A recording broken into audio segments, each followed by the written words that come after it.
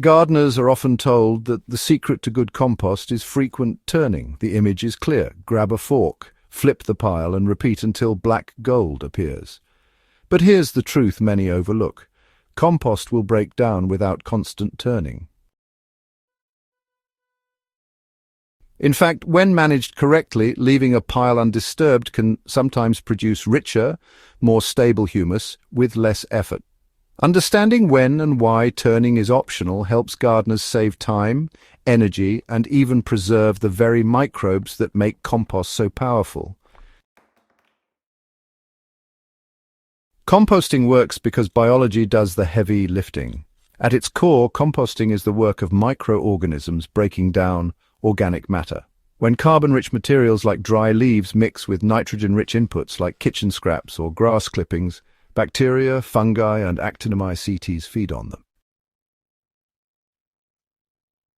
This process generates heat, releases carbon dioxide, and eventually creates humus.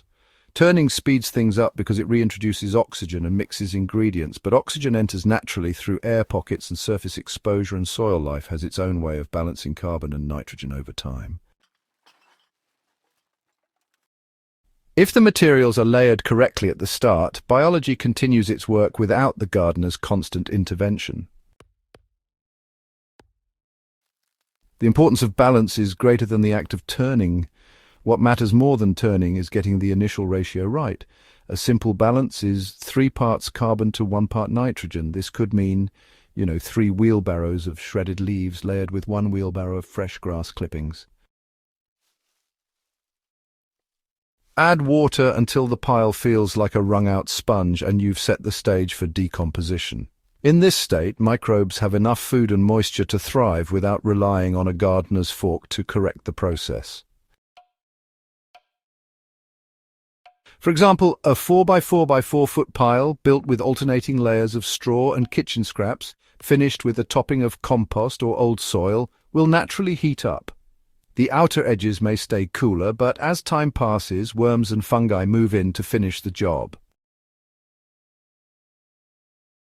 The pile may take 6 to 12 months instead of 3, but the finished compost will be stable, dark, and teeming with life. One overlooked downside of constant turning is that it disrupts fungi and earthworms. Fungi thrive in still, moist conditions, weaving hyphae through organic matter to break down woody material. Earthworms also colonize piles that are left alone, dragging partially decomposed matter deeper and enriching it with castings. When piles are turned too frequently, worms abandon them and fungal networks are shredded before they can finish their work.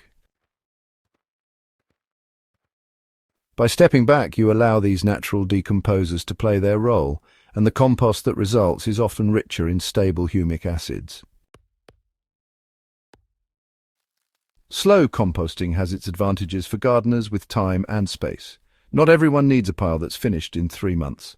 If you have space, building 1 or 2 large piles and letting them sit can save enormous labor. So this method, which is often called cold composting, really doesn't require much more than just assembling the right ingredients and, keeping the pile damp. Gardeners who farm in rural areas or have access to a steady supply of organic waste find this approach especially efficient. For example, if you fill a wire cage with autumn leaves, layer in some kitchen scraps and just leave it for about a year, you'll produce leaf mold compost without ever having to lift a fork. Honestly, the only input needed is the occasional watering during dry weather.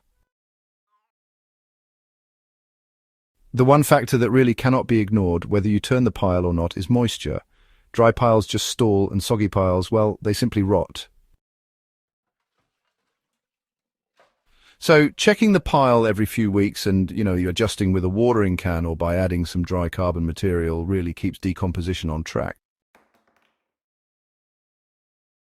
The belief that compost must be turned constantly is actually a barrier for many beginners, especially those who feel they just don't have the time or energy. But the reality is composting is pretty forgiving. You can be as active as you like and manage it intensively, or you can set it up properly and just let nature take over. Either way, the end result is the same: a soil amendment that enriches your garden, supports microbial life, and reduces waste. What matters most is building the pile with balance and moisture in mind, not how often you put a fork into it. Compost does not demand constant turning to succeed. By respecting the natural processes of bacteria, fungi, and worms, you can produce dark, crumbly humus with less effort and disruption. Turning has its place when speed and sanitization are the goals, but for most gardeners, patience and good ratios accomplish the job just as well.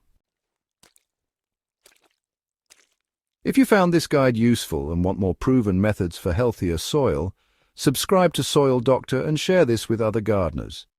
Together we can spread the knowledge that saves time, builds better soil, and makes gardening simpler and more rewarding.